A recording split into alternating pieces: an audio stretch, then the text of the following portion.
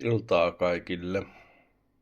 Mä ajattelin, nyt puhutaan tosiasioista ja tää saattaa mennä vähän ehkä epämukavuuksien puolelle. Toivottavasti haluat kuunnella tän loppuun, mutta mulla on muutama asia, mitä mä haluan puhua. Aloitetaan sillä, että mä haluan kertoa mun kokemuksista. Mä oon aloittanut 2008 vartiointihommat ja 2013 vahtimestarihommiin. Mä oon nähnyt aivan kaikenlaista, laidasta laitaa, kuolleista, haavoittuneista, kaikesta. Ja näistä ei puhuta julkisesti ollenkaan. Mun uran alussa mun ensikosketus kuolemaan oli se, että yksi asiakas kuoli pullokoneen ääreen. Mä nostin sen ylös sieltä ja aloin elvyttää. Ja ei se sit toinut. Ambulanssi oli soitettu. Ja se jäi sit sinne sijoilleen.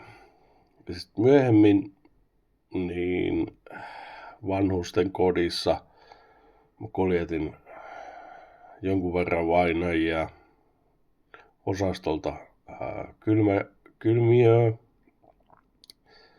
mikä on aikamoinen kokemus. Jos et ole aikaisemmin nähnyt vainajia, niin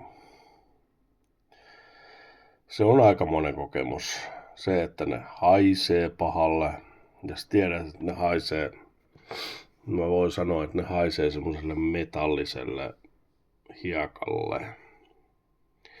Ja se ei ole mikään hyvä haju.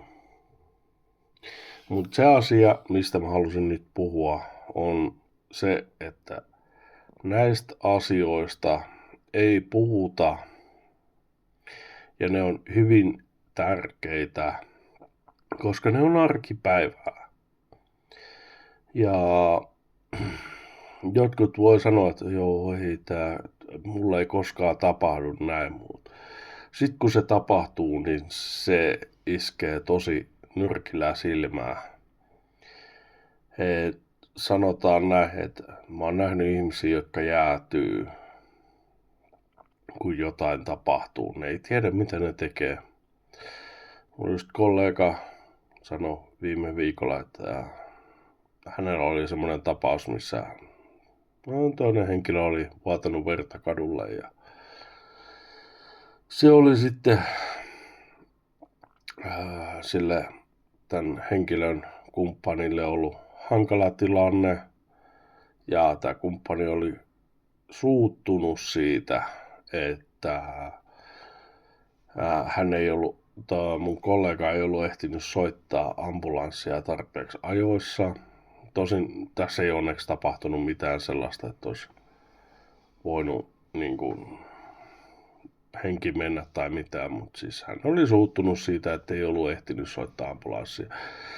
Ja sitten jää kysymykseksi sellainen, että miksi et itse soittanut ambulanssia? Miksi sä odotat, että joku soittaa sun puolesta se ambulanssi? Miksi et sä itse tee mitään? Moni ihminen jäätyy, kun ne näkee vähänkään verta tuleva jostain, niin moni jäätyy siihen. Ja sen takia se on yksi asia, mikä mua ihmetyttää, ja mä oon ehkä löytänyt syyn siihen, ja mitä mulla on mielessäni, se, että mediassa ei puhuta näistä asioista, ei näytetä verta tai mitään muuta siis niinku tällaista rujoa, vaan niistä puhutaan, jotain tapahtui, kyllä nyt puhutaan, että joo, kuoli tai jotain, mutta se ei niinku tuu esille se asia. Ja sitten ollaan siinä kuplassa, että joo, ei mulle koskaan tapahdu mitään tällaista. Ihmiset ajattelee sellaista, että mulle ei voi koskaan tapahtua mitään tällaista.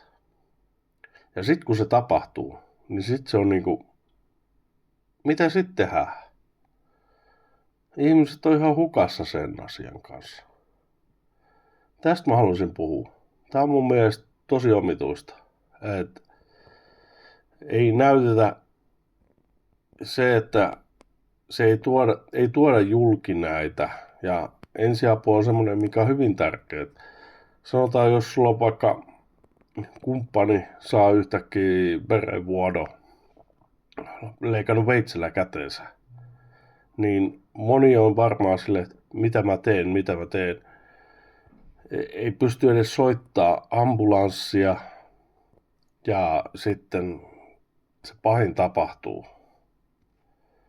Mun mielestä pitäisi ihmisen kyllä auttaa toinen toistaan. Ja sen takia esimerkiksi lehdissä pitää olla se, että näytetään sitä verta ja näytetään niitä pahimpia hetkiä. Mä en puhu nyt jostain morbid curiosity jutusta, vaan se, että se todellisuus pitää olla mukana.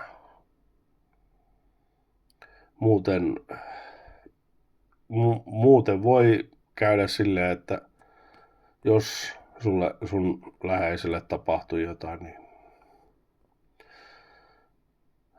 se tapahtuu, jos et sä sille itse tee jotain. Sä et voi jäätyä. Mutta tää oli se asia, mistä mä haluan puhua. Mä haluaisin kuulla teidän mielipiteitä. Tää voi olla vähän rankka asia ihmisille, mutta mä mielellään haluan kuulla, mitä mieltä te ootte.